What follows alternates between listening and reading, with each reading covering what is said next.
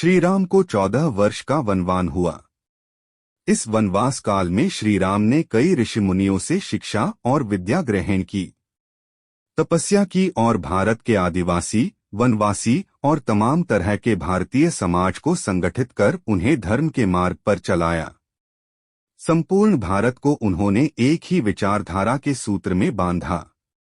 लेकिन इस दौरान उनके साथ कुछ ऐसा भी घटा जिसने उनके जीवन को बदल कर रख दिया।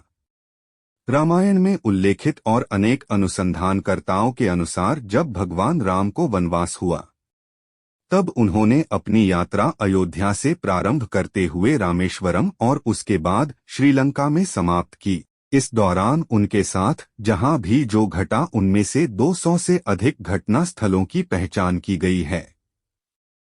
जाने माने इतिहासकार और पुरातत्वशास्त्री अनुसंधानकर्ता राम अवतार ने श्री राम और सीता के जीवन की घटनाओं से जुड़े ऐसे 200 से भी अधिक स्थानों का पता लगाया है, जहां आज भी तत्संबंधी स्मारक स्थल विद्यमान हैं।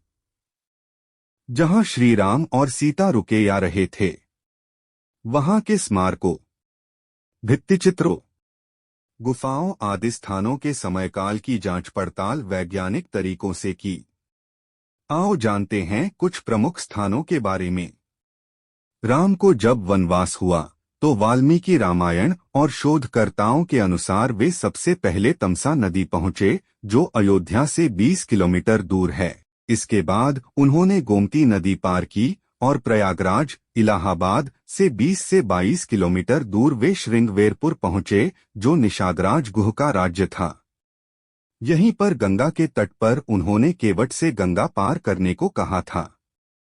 सिंगरौर इलाहाबाद से 22 मील लगभग 35.2 किलोमीटर उत्तर पश्चिम की ओर स्थित सिंगरौर नामक स्थान ही प्राचीन समय में श्रृंगवेरपुर नाम से परिज्ञात था। रामायण में इस नगर का उल्लेख आता है। यह नगर गंगा घाटी के तट पर स्थित था। महाभारत में इसे तीर्थस्थल कहा गया है। कुरई इलाहाबाद जिले में ही कुरई नामक एक स्थान है, जो सिंगरौर के निकट गंगा नदी के तट पर स्थित है।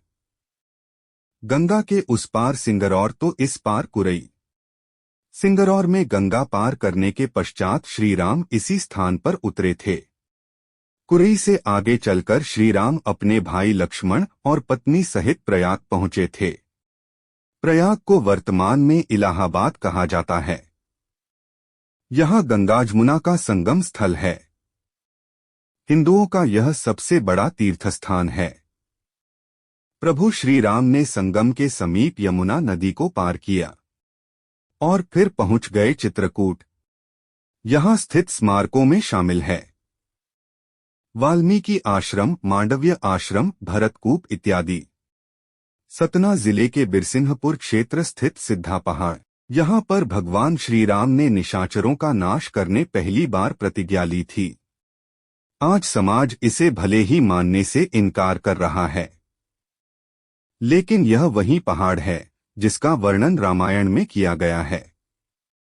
चित्रकूट वह स्थान है जहां राम को मनाने के लिए भरत अपनी सेना के साथ पहुंचते हैं। तब जब दशरथ का देहांत हो जाता है, भरत यहां से राम की चरण पादुका ले जाकर उनकी चरण पादुका रखकर राज्य करते हैं।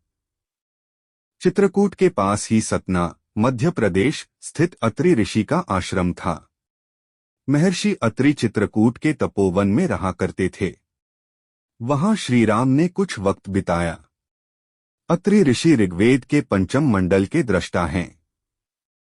अत्रि ऋषि की पत्नी का नाम है अनुसूया, जो दक्ष प्रजापति की 24 कन्याओं में से एक थी। चित्रकूट की मंदाकिनी, गुप्त गोदावरी, छोटी पहाड़ियां, कंदराओं आदि से निकलकर भगवान राम पहुंच गए। घने जंगलों में अत्रि ऋषि के आश्रम में कुछ दिन रुकने के बाद श्री राम ने मध्य प्रदेश और छत्तीसगढ़ के घने जंगलों को अपना आश्रय स्थल बनाया।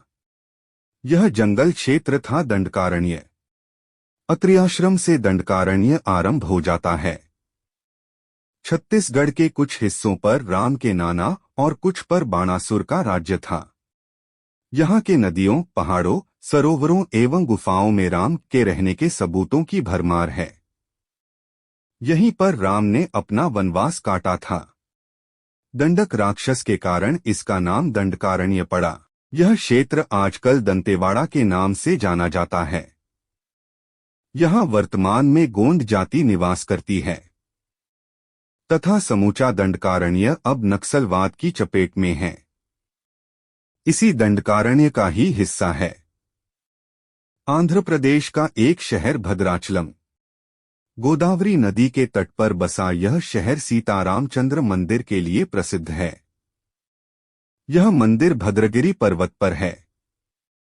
कहा जाता है कि श्री राम ने अपने वनवास के दौरान कुछ दिन इस भद्रगिरि पर्वत पर ही बिताए थे।